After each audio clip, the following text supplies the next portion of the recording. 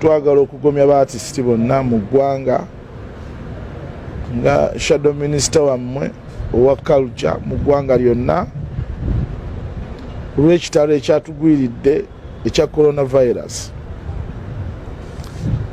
Naye tuli mu masaŋŋanzira manene.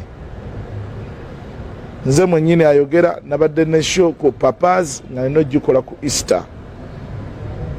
Ebipande ebiki sente empitirivu.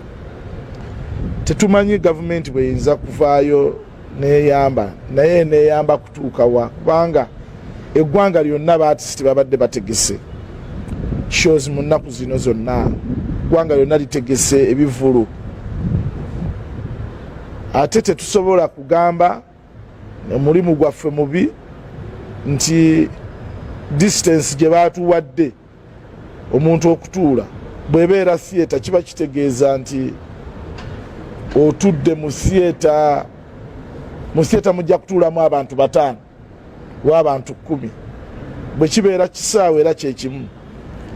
So simanyi oba gavumenti tugisaba etutunuulire mu ngeri ey'enjawulo kubanga abantu bonna baatisiti si banjawulo ku bantu abalala.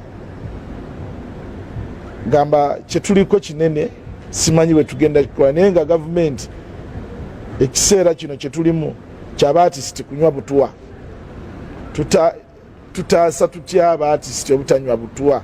Ojja kwesanga abantu abamu bajja sente mu mabanka sente bazijja Manerenda nga bamanyi ku Easter ne ku Easter Monday bagenda kukola bafune sente.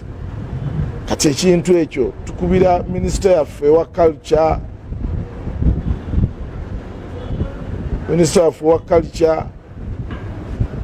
Minister wa information ne president yennyini okujja okuyamba baatisiti mu kintu kino kye balimu kuba bonna babadde bategese.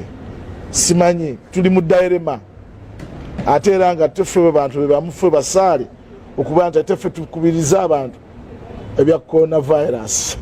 Akati olaba nti dilemma gye tulimu nnene tukubiriza abantu okubeera buno n'okunaaba mu ngalo n'okufaayo n'okukola buli kintu kyonna. So ekizibu kye tulimu kinene naye nga tugamba gavumenti nga profession yaffe nga performing artist b'eggwanga lino tuli mu katyabaga kanene tusaba gavumenti eyingirewo erabe engeri gyeyinza otuyambamu. Of course nga bwe tuli part of the economy ya Uganda, a performing artist tuli part of the economy ya Uganda.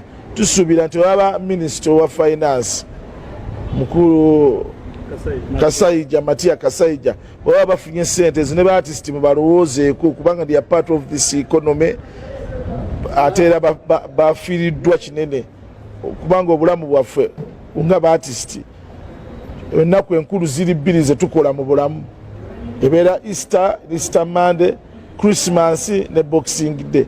Ezo bwoba artist nga tozikoze mu mwaka kitegeeza omwaka gwonna gugenda kuggwako ng'obonaabona bubonyibonyi. Tusuubira nti ekintu ekiyinza okutuyamba tutambula bulungi. Ebiragiro ebyayisiddwa bwe kiba ekintu kikwatagana na bulamu ng'ate abagira